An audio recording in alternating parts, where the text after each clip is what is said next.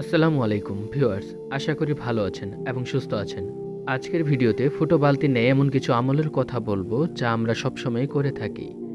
এমন ফুটো বালতির মতো আমলগুলো আদতে কোনো কাজের না। যেমন ধরুন, আপনি সুন্নতি দাঁড়িয়ে রেখেছেন কিংবা পোশাক পরেছেন কিন্তু বেপরদা মেয়ে দেখে দৃষ্টিনত করেন না। এটা হচ্ছে সেই ফুটো বালতির মতো যেখানে পানি রাখলে কখনোই জমা হয় না।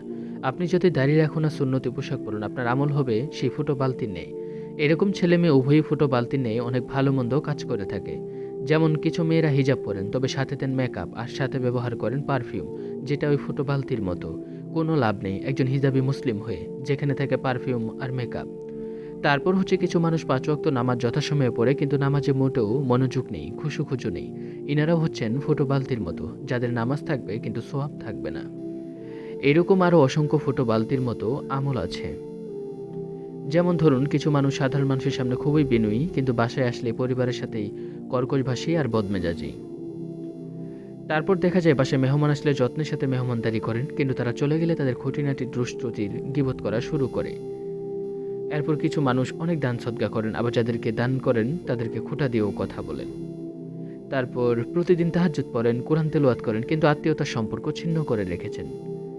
আবার কিছু লোক রোজা রেখে ক্ষুধা তৃষ্ণার কষ্ট সহ্য করে অথচ তিনি কাউকে গালি দিচ্ছেন, উপহাস করছেন অথবা অভিশাপ দিচ্ছেন। আবার আপনি মানুষের অনেক উপকার করেন কিন্তু সেটা করেন মানুষের মধ্যে আপনার নামকাম প্রচার হওয়ার জন্য, খ্যাতির জন্য, শুধুমাত্র আল্লাহর সন্তুষ্টির জন্যই না। আপনি ফেসবুকে দিনই পোস্ট দেন, ইসলামিক লেখালেখি করেন কিন্তু তার লাইক ফলোয়ার বাড়ানোর জন্য, আল্লাহর জন্য না। সত্যি বলতে এইসব হচ্ছে ফুটো বালতির নেই। ফুটো বালতিতে যতই পানি ভরেন তা যেমন সেখানে থাকবে না, ঠিক এমন আমল যতই করেন তা সঠিক হবে না।